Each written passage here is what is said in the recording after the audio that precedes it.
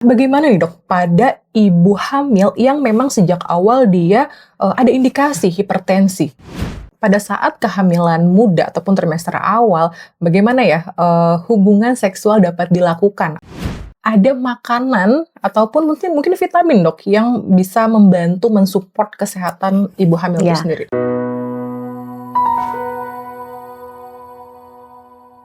Hai, welcome to Gaya Podcast. Podcast ini merupakan program baru dari Gaya Parenting yang akan menghadirkan banyak expert dan juga ahlinya khusus di bidang parenting. Kita akan ngebahas mulai dari kesehatan ibu dan anak, juga isu-isu parenting yang lagi happening nih. Jadi, apapun gaya parentingmu, obrolin bareng Gaya Parenting.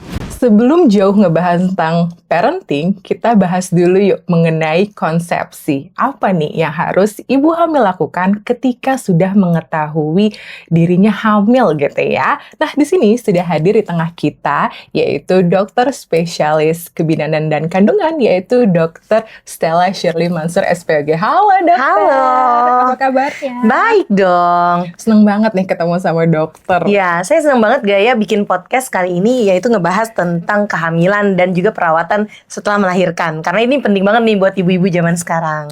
Nah iya nih, sebelumnya kita memang sudah sering banget ya kita ngebahas tentang kehamilan ya dok ya, tapi hanya di Instagram Live aja nih. Nah sekarang Gaya berkesempatan langsung ketemu sama expertnya Dr. Stella. Nah dok ini memang awal banget gitu ya, sebelum kita ngomongin parenting pasti kita ada yang bilang ngomongin parenting itu dimulai dari memilih pasangan. Nah bagaimana nih kalau misalnya udah ada pasangannya, udah hamil juga, sudah tahu gitu ya dalam keadaan udah positif hamil nih gitu ya. Kemudian apa sih tes yang bisa dilakukan untuk pertama kali? Ya, jadi saat kita mengetahui kita hamil, biasanya tes nomor 1 yang dilakukan adalah tes kehamilan dengan menggunakan air seni ya. Jadi itu paling gampang dikerjakan. Nah, biasanya air seni yang digunakan adalah air seni yang pagi hari.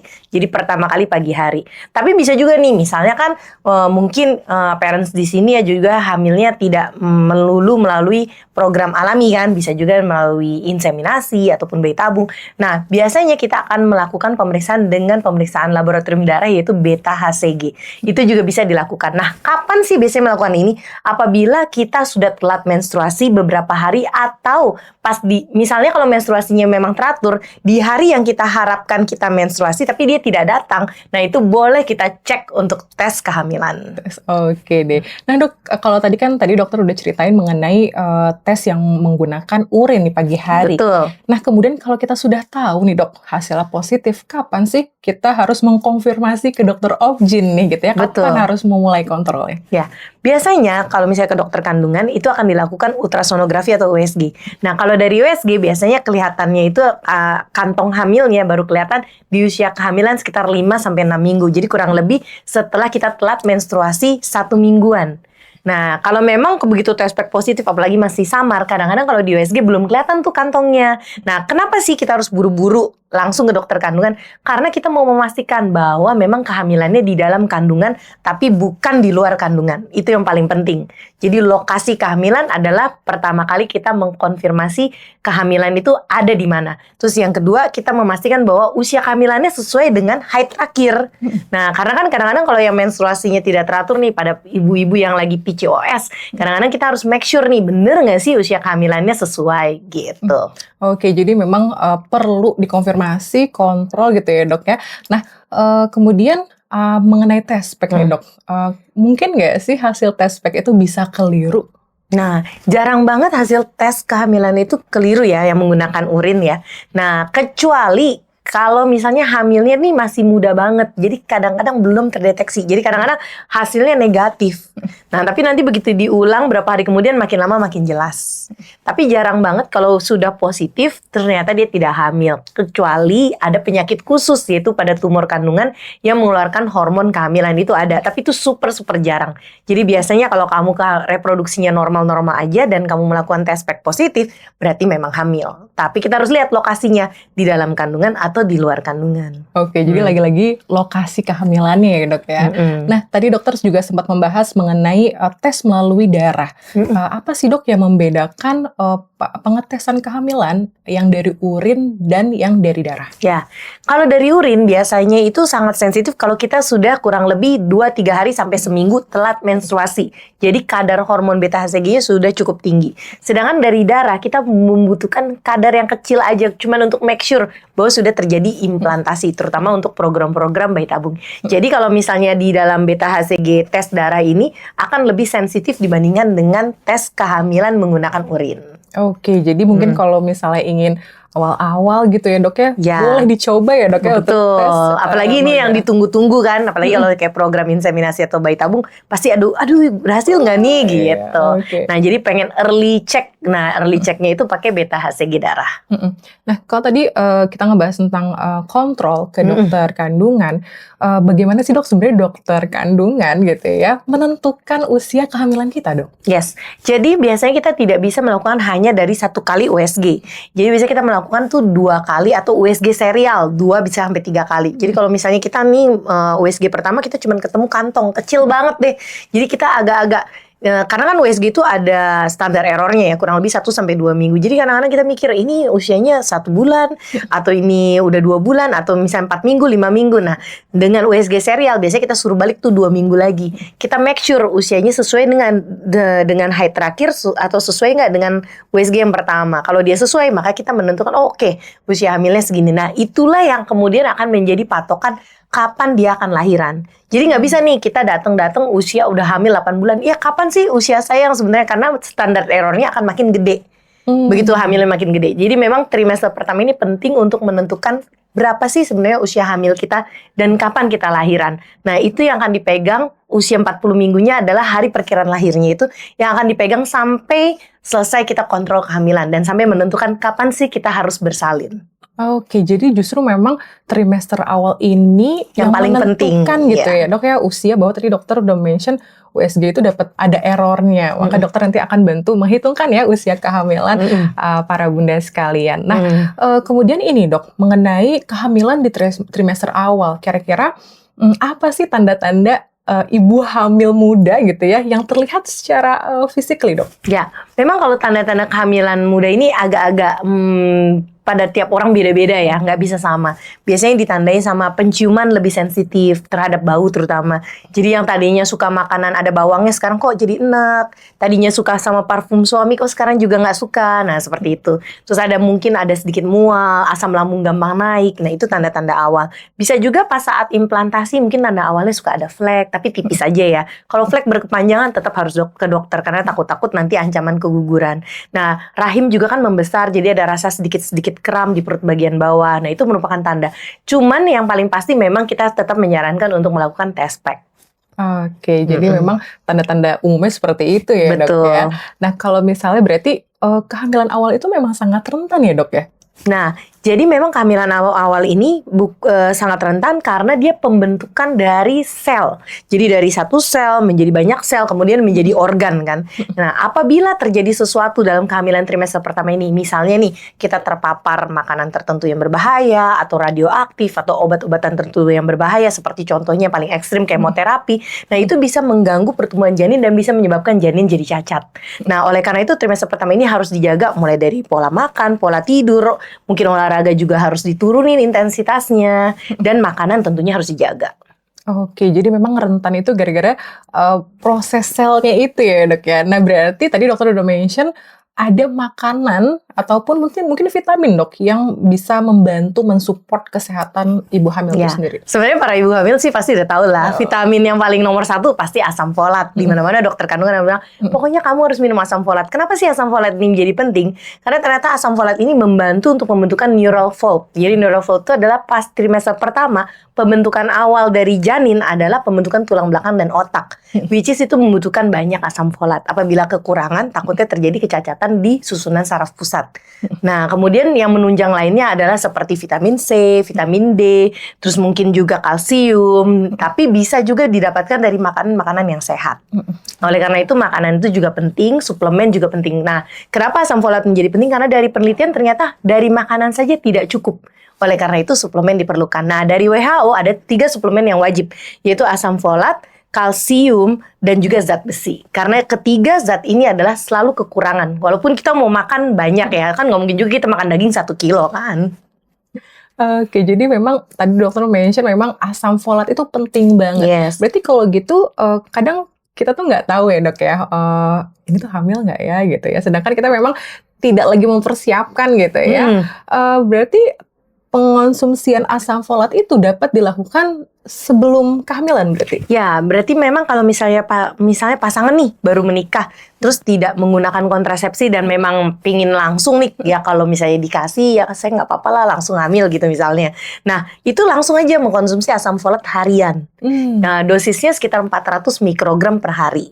Boleh lebih karena asam folat itu dikeluarkan lewat air kencing. Jadi nggak usah khawatir, nggak akan numpuk di badan. Nah, jadi bisa diminum. Nah, biasanya anjurannya adalah 3 bulan sebelum konsepsi. Tapi ya namanya juga hamil. Kadang-kadang kita lupa minum vitamin, tahu-tahu udah positif duluan. Nah, begitu tahu positif langsung buru-buru mengkonsumsi asam folat gitu. Oke, jadi memang udah tahu hamil langsung buru-buru ditingkatin nih si asam folatnya. Nah, kemudian apa dok makanan ataupun vitamin yang justru dihindari oleh ibu hamil ketika dia tahu hamil? Betul. Jadi ada beberapa makanan ataupun minuman yang harus dihindari. Nomor 1 adalah makanan mentah. Kenapa sih makanan mentah ini berbahaya? Karena makanan mentah ini membawa banyak bakteri, juga infeksi-infeksi yang kita nggak harapkan, yang bisa membuat kecacatan pada janin ataupun bisa menimbulkan keguguran. Nah, biasanya itu bakterinya apa aja sih? Mulai dari Toxoplasma, Cytomegalovirus, nah itu juga harus hati-hati. Belum lagi ada Listeriosis. Nah, itu juga bisa menyebabkan keracunan dan keguguran pada ibu hamil trimester awal.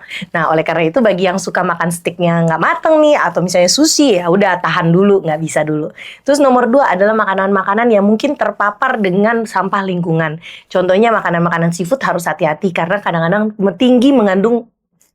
makanan seafood harus hati-hati karena tinggi merkuri ya. Jadi mungkin itu kalau makan makanan seafood itu diporsiin aja seminggu maksimal 2 kali aja, jangan sering-sering. Nah, yang ketiga adalah minuman ataupun makanan yang bisa ngeblok penyerapan nutrisi lainnya. Contohnya adalah teh, kopi, dan coklat. Ini akan ngeblok dari si penyerapan zat besi. Nah, jadi kita takutnya nanti ibu hamil malah jadinya anemia karena zat besi. Nah, yang sekarang lagi viral juga nih minuman yang nggak boleh adalah matcha. Jadi hati-hati bagi ibu hamil yang suka matcha karena bisa bikin zat besinya jadinya tidak terserap dari makanan. Oke, jadi ingat ya matcha lovers harus dihindari ya dok ya. Tapi abis yang ini kayaknya matcha lovers pada sedih. Oh, sebentar aja ya dok ya, 9 bulan aja kok bun. Oke. Iya. Apa aja sih dok sebenarnya gejala normal pada saat kehamilan pertama seperti mungkin mual, muntah gitu, dan bagaimana cara menangani? Ya, jadi pada kehamilan trimester pertama paling sering kan orang bilang, oh aku hiperemesis gravidarum nih, alias mual muntah berlebihan. Tapi sebenarnya rata-rata kalau kehamilan awal itu kan karena penciumannya lebih sensitif, otomatis pasti lebih sering enak lah, mencium sesuatu kayak nggak suka. Terus makan karena asam lambung suka naik juga makan sedikit-sedikit. Sebenarnya yang kita bilang adalah emesis gravidarum. Jadi mual muntah selama kehamilan, which is itu wajar. Nah, saat kita bilang hiperemesis, berarti hiper tuh berlebihan. Ini biasanya udah sampai nggak bisa makan sama sekali. Nah, kalau begini kita takutnya ibu hamilnya dehidrasi. Kalau model kayak seperti ini, mau nggak mau harus dirawat, diberikan renutrisi, rehidrasi, diberikan obat lambung, dan diberikan obat anti mual supaya dia bisa makan lagi. Nah, jadi bagi ibu hamil yang mengalami mual muntah itu memang sesuatu yang wajar. Tapi dilihat ya, kalau misalnya masih bisa makan sedikit-sedikit, makanya kita suka ngakalin, oh harus makan sedikit-sedikit tapi sering. Jadi frequent small meal. Jadi frequent but small meal. Jadi dikit-dikit porsinya. Mungkin sehari bisa 5 kali, 6 kali makan, tapi jaraknya mungkin 2 jam, 3 jam gitu. Nah, diisi terus supaya asam lambungnya nggak naik. Nah, kalau itu masih bisa dikerjakan, aman. Tapi begitu udah mulai nggak bisa makan sama sekali, lemes, mulai dehidrasi, nah itu udah mulai harus masuk obat-obatan. Oke, berarti kalau misalnya memang muntah berlebih dok, apakah dokter pernah menemukan pasien yang sampai berat badannya drop banget? Yes, betul. Jadi ada beberapa memang kurang lebih sekitar 10% itu hiperemesis gravidarum, which is 80-90% sebenarnya emesis gravidarum. Nah, itu balik lagi dari ketahanan si lambung si pasien sama pola makannya. Jadi kita ngakalin dengan pola makannya. Jadi bagi ibu mils jangan khawatir, memang itu gejala wajar trimester pertama. Tapi harus diakalin ya.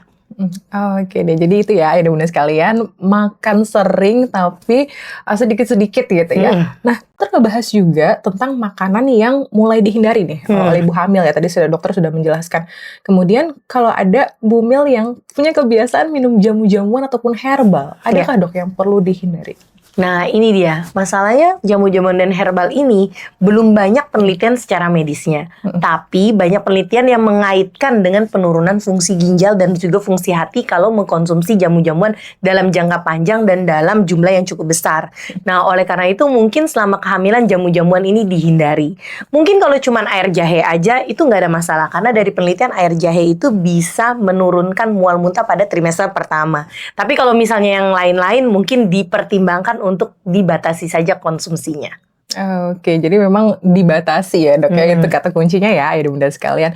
Nah dok, tadi mengenai olahraga, tadi dokter mention olahraganya intensitasnya mulai diturunin ya. Nah berarti olahraga apa nih dok yang aman bagi ibu hamil? Olahraga yang aman untuk ibu hamil itu pilihannya cuma beberapa. Nomor 1 tentunya yoga, kemudian berenang, jalan, dan jogging ringan. Sebenarnya balik lagi ke ibu hamilnya. Kalau misalnya ibu hamilnya modelnya kayak Kim Kardashian yang setiap hari 12 jam di fitness ya kan, dia udah biasa angkat beban segala macam. Mungkin dia nerusin angkat beban nggak apa-apa, tapi mungkin intensitasnya dikurangin. Makanya walaupun dia hamil, tetap dia ditemenin oleh PT, ya kan, supaya memastikan bahwa jangan sampai overload bebannya. Nah, kalau kita yang suka goler-goleran suruh olahraga, iya jangan, ada juga keguguran. Jadi makanya bagi kita yang misalnya olahraganya cuma bisa ringan-ringan aja, mungkin yang paling safe adalah yoga, renang, ataupun jalan kaki aja. Oke, catat ya, yang ringan-ringan aja ya dok ya. Nah, selanjutnya ini nih dok, mengenai pada saat kehamilan muda ataupun trimester awal, bagaimana ya hubungan seksual dapat dilakukan? Ataukah perlu dihindari, ataukah memang ada cara aman? Pada kehamilan yang sehat, sebenarnya hubungan intim itu tidak menjadi salah satu batasan. Tapi ada sarannya nih, ini udah ada di jurnal kedokteran. Jadi memang untuk hubungan intim selama kehamilan disarankan hanya 2-3 kali maksimal seminggu. Jadi kurang lebih 2-3 hari sekali saja. Gitu. Jadi memang nggak bisa setiap hari ya Bun. Oke, jadi dapat dilakukan ya dok ya. Oke. Ya, tapi kalau untuk pasien-pasien ataupun misalnya punya riwayat nih, punya riwayat kehamilannya resiko tinggi, contohnya keguguran berulang, atau misalnya ada riwayat perdarahan sebelumnya, atau ada riwayat cervix incompetence, jadi suka lahir prematur, mungkin sebaiknya dihindari. Kenapa? Karena kalau hubungan intim itu pas si ayah mengeluarkan cairan mani, itu mengandung prostaglandin, which is prostaglandin itu akan merangsang pelunakan mulut rahim. Nah, jadi bagi yang rahimnya sensitif, takut nih malah merangsang terjadinya keguguran ataupun persalinan yang prematur. Jadi memang harus dilihat-lihat lagi nih. Kalau riwayat kehamilannya kita baik-baik aja, nggak ada masalah, no problem. Tapi kalau misalnya riwayat kehamilan kita sebelumnya ada masalah, dari riwayat keguguran, riwayat lahir prematur, mungkin sebaiknya jangan. Oke, jadi intinya para bunda harus mengecek nih kondisi kehamilannya ya dok ya. Nah bagi adik bunda sekalian yang ingin konsultasi langsung bersama dokter Stella bisa ditemui di Rumah Sakit Mitra Keluarga Kelapa Gading. Jadi kalau ragu-ragu mengenai kesehatan kehamilan nih, boleh banget langsung konsultasi bersama dokter Stella. Nah bagaimana nih dok pada ibu hamil yang memang sejak awal dia ada indikasi hipertensi? Bagaimana cara merawat kehamilannya dok? Ya, jadi memang banyak banget pasien yang datang bilang, dok, saya hipertensi. Mungkin nggak sih saya hamil dan melahirkan? Jawabannya mungkin, tapi si hipertensinya harus dikendalikan dulu. Baik dikendalikan dengan perubahan gaya hidup dan dikendalikan dengan obat-obatan. Ada obat-obatan tertentu yang aman untuk dikonsumsi selama program hamil dan kehamilan untuk membuat tensinya itu dalam range normal. Nah, saat range normal tensinya, kehamilan tuh jadi aman. Ya, jadi saya ada beberapa kasus di mana punya riwayat hipertensi sebelumnya dan datang pun udah masih hipertensi, tensinya masih di atas 150/90. Tapi kemudian kita kolaborasi dengan dokter internis atau dokter jantung, kita pastikan tensinya sudah stabil, kemudian dia program hamil dan selama kehamilan tidak ada komplikasi. Nah, permasalahannya adalah yang kita khawatirkan dengan misalnya awalnya nih saat kita program hamil atau hamil muda belum ada hipertensi, tapi di riwayat keluarga sudah jelas ada riwayat hipertensi. Nah, tiba-tiba develop hipertensi di trimester 2 atau trimester 3. Yang ini harus hati-hati, karena ada beberapa hipertensi yang bisa menuju ke preeklamsia. Nah, oleh karena itu pemeriksaan laboratorium, suplementasi, juga pemantauan atau kontrol kandungannya secara teratur itu sangat penting. Oke, jadi memang banyak ya dok ya yang harus dijaga. Jadi terutama untuk ibu hamil yang berencana program hamil ya dok ya, menjaga pola hidup sehat menjadi kunci ya. Betul, tapi bukan nyerem-nyeremin ya. Nanti pada bilang, wah hamil tuh repot ya. Enggak juga. Oke. Yang penting persiapan. Ibaratnya kita mau perang, masa kita nggak mempersiapkan? Masa langsung terjun? Jadi kita harus persiapkan dulu nih pola hidup, nutrisinya. Terus kita udah tahu nih di keluarga kita ada faktor resiko apa aja sih? Oh ada hipertensi, ada diabetes. Oke, itu dikomunikasikan ke dokter kandungannya. Oke deh, jadi memang bisa kita siapkan gitu ya dok ya. Nah, ini dok, mengenai apa sih tanda bahaya pada kehamilan trimester awal yang itu harus banget nih kita ada tindakan selanjutnya oleh dokter kandungan? Ya, tanda bahayanya cuma dua, yaitu antara perdarahan atau kram hebat di perut. Nah, perdarahan itu biasanya adalah tanda awal dari terjadinya proses keguguran. Jadi apabila ada terjadi perdarahan, baik itu flek-flek kecil, ataupun itu warnanya coklat, ataupun pink, itu harus segera lapor ke dokter kandungannya. Terus mungkin dokter kandungannya mungkin akan segera, oh ya coba kasih obat penguat, bed rest total, sebagainya. Nah, kalau memang bisa, langsung di USG ulang untuk memastikan kehamilannya baik-baik saja dan masih berkembang dengan baik. Nah, kalau kram perut hebat itu juga tanda antara itu kehamilannya bisa di luar kandungan, bisa kehamilan luar kandungan itu kan bisa pecah tuh, biasanya di saluran tuba dan bikin perdarahan hebat. Nah, perutnya jadi sakit banget. Nah, itu harus segera ke emergency, jangan ditunda jam berapapun, langsung datang aja. Oke, jadi itu ya Aida Bunda sekalian tanda bahaya di mana kita harus konsultasi ataupun langsung ke IGD seperti yang tadi dokter Stella sampaikan. Jadi kan misalnya kehamilan trimester awal nih dok, biasanya pasangan kita tuh bingung support apa sih yang bisa diberikan kepada istrinya yang sedang hamil. Nah, dokter ada tips kah untuk para suami di luar sana? Iya, suami-suami kadang-kadang pas bingung ya dikasih gambaran tes pack positif langsung, oh, what should I do? Iya. Nah, sebenarnya ibu hamil itu cuma diperlukan 3 hal, yaitu support secara mental, karena tentunya ini hal baru, baik buat si ibunya juga nih, bundanya juga baru, ayahnya juga baru, jadi dua-duanya sama-sama belajar. Jadi support mental tuh baik nanti dengerin keluh kesahnya, ya kan? Terus udah gitu kan pasti banyak kan gejala-gejala trimester awal tuh kayak mual, pusing lah, susah tidur lah, enek lah, asam lambung naik lah, didengerin aja. Kemudian mungkin tawarkan solusi, hari ini kamu mau makan apa, ya kan? Atau mau dijajanin apa. Nah, atau pijet-pijet dikit badannya kalau pegel-pegel. Nah, sebenarnya itu support yang udah sangat luar biasa. Ya, karena perempuan pada intinya cuma perlu didengarkan. Terus yang kedua, mencari informasi bersama. Jadi kan banyak banget kalau di media sosial sekarang banyak hoax-hoax yang nggak jelas lah tentang kehamilan yang membuat kita jadi kayak down. Aduh, nanti anak saya gimana, tercacat, terapa. Nah, carilah informasi yang sumbernya terpercaya gitu. Atau tanyakan pada ahlinya. Jadi pas saat konsultasi, kita tanyakan ke ahlinya. Jadi misalnya ke dokter kandungannya nanya, oh, kira-kira kalau ini oke nggak? Ini bahaya nggak? Nah, yang ketiga adalah selalu hadir kalau kontrol kehamilan. Itu paling penting. Karena dengan begitu kita sama-sama melihat perkembangan. Sama-sama mengikuti kayak jurnal kehidupan si bayi itu ngikut dari awal si ayah itu. Gitu kan sekarang kan lagi viralnya yang ngomong fatherless.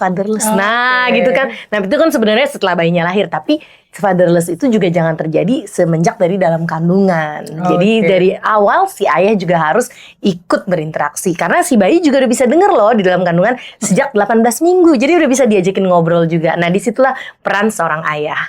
Oke, jadi para ayah tadi sudah dokter ceritain ya apa aja yang bisa para ayah lakukan gitu ya. Dan tadi dokter juga sudah mention mengenai bisa menurunkan angka fatherless country ya dok ya, mulai dari datang setiap kali kontrol gitu ya dok ya. Oke, nah ini nih dok, karena memang kita di tengah dunia digital yang banyak banget informasinya, dokter ada tips kah untuk ibu hamil yang supaya nggak overthinking nih mengenai informasi-informasi kehamilan? Overthinking itu wajar, apalagi sekarang informasi tuh deres banget ya. Dulu-dulu kan kita informasi kayaknya terbatas, kita nggak ngerti. Jadi kita cuma nanya mama, ya kan, nanya ibu kita, nanya tante, ya kan, terus kadang-kadang nanya tetangga. Nah, kadang-kadang kan jadi biasnya banyak. Nah, tapi dengan informasi yang sekarang banyak ini, malah makin hoaxnya makin banyak lagi.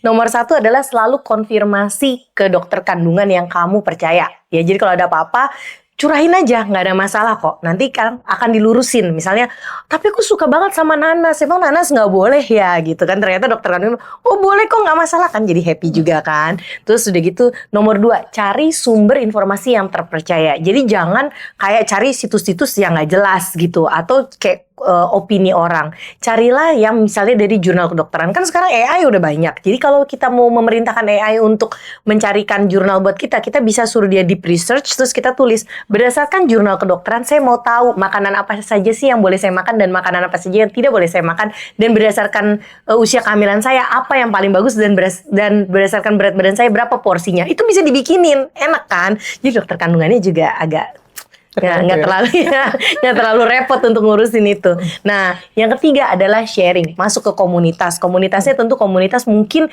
yang generasinya sama-sama, ya kan, mungkin yang 2-3 tahun mungkin udah lahiran depan kita, terus kita bisa tanya historinya gimana cara ngejaga badannya itu tetap oke, terus udah gitu supaya balance antara ibu hamil dengan mungkin kalau masih bekerja. Nah, itu kita bisa mencontoh dari orang-orang atau komunitas yang bisa kita join nih, ya kan. Jadi kita join, kita bisa sharing-sharing di situ, sehingga kita tidak merasa sendirian. Dan yang terakhir tentunya harus komunikasi sama keluarga, supaya kita nggak overthinking. Nah, misalnya yang suaminya LDR, suami saya, banyak pasien saya yang suaminya berlayar gitu kan. Jadi ketemu tuh kayak 6 bulan sekali. Ya oke lah, bisa sama dengan sanak saudara yang dekat, atau bahkan bisa dapat persaudaraan dari si komunitas itu. Nah, dari situ kan kita bisa sharing, bisa jadi temen. Nah, itu menjadi support sistemnya kita selama menjalani kehamilan, sehingga nggak terlalu overthinking. Oke, banyak banget ya Ayah dan Bunda sekalian ilmu dari Dokter Stella nih yang kita dapat hari ini. Nah dok, kalau sekarang kan biasanya kata-kata hari ini dok. Nah nanti boleh dokter berikan kata-kata hari ini dok untuk para bumil ataupun ayah dan bunda sekalian yang ada di rumah. Para bumils dan calon ayah, jangan khawatir ya untuk kehamilan. Saat ini semuanya sudah tersedia untuk mensupport, dan jangan lupa untuk follow Gaya Parenting ya. Oke deh, dokter terima kasih untuk ilmu dan waktunya, sangat tercerahkan nih ya, saya pribadi juga ayah dan bunda sekalian di rumah. Nah, ayah dan bunda sekalian yang ingin berkonsultasi langsung bersama Dokter Stella bisa ditemui di Rumah Sakit Mitra Keluarga Kelapa Gading dan juga klinik beliau di Stella Klinik di BSD City. Jadi ayah dan bunda sekalian nggak perlu bingung lagi kalau yang rumahnya di BSD ya dok ya, langsung aja ke stella.klinik untuk di akun Instagramnya. Oke dokter, terima kasih untuk kehadirannya. Senang sekali nih ketemu sama dokter. Semoga bisa ada momen-momen selanjutnya kita berbagi sama ayah dan bunda sekalian di rumah. Terima kasih dok. Iya, sampai ketemu. Sampai ketemu.